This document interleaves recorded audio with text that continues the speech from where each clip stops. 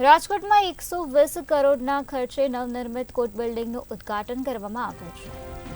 Supreme કોર્ટના chief જસ્ટિસના DY ચંદ્રચૂડના હસ્તે તેનું ઉદ્ઘાટન કરવામાં આવ્યું છે। ઘંટેશ્વર ખાતે અદ્યતન નવી કોર્ટ બિલ્ડિંગ તૈયાર કરવામાં આવી છે। અદ્યતન કોર્ટ બિલ્ડિંગમાં અલગ અલગ કોર્ટની કામગીરી શરૂ કરવામાં આવશે। સૌરાષ્ટ્રનું સૌથી મોટું કોર્ટ બિલ્ડિંગ રાજકોટમાં નિર્માણ પામ્યું છે।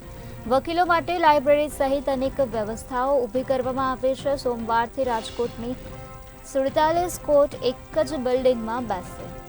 રાજકોટથી હાલ આ મહત્વપૂર્ણ સમાચાર સામે આવ્યા છે, જ્યાં 120 કરોડના ખર્ચે નવનિર્મિત કોર્ટ બિલ્ડિંગનું ઉદ્ઘાટન કરી દેવામાં આવ્યું છે। તો વકીલો માટે લાઇબ્રેરી સહિત અનેક વ્યવસ્થાઓ આ બિલ્ડિંગમાં ઊભી કરવામાં આવી છે। સોમવારથી રાજકોટની 47 કોર્ટ એક જ બિલ્ડિંગમાં બેસશે।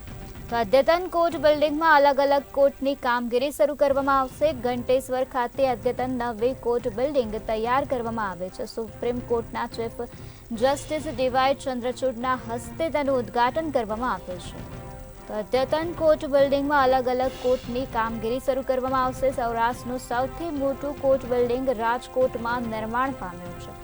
તો સોમવારથી રાજકોટની 47 કોર્ટ એક જ બિલ્ડિંગમાં બેસશે અને કામગીરી કરશે। તો વકીલો માટે લાઇબ્રેરી સહિતની અનેક વ્યવસ્થાઓ ઊભી કરવામાં આવી છે।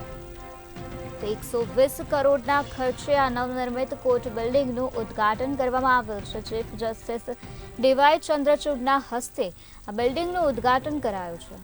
તો અદ્યતન કોર્ટ બિલ્ડિંગમાં અલગ અલગ કોર્ટની કામગીરી શરૂ કરવામાં આવશે। સૌરાષ્ટ્રનું સૌથી મોટું કોર્ટ બિલ્ડિંગ રાજકોટમાં નિર્માણ પામ્યું છે। તો વકીલો માટે તેમાં લાઇબ્રેરી સહિતની અનેક સુવિધાઓ આપવામાં આવી છે।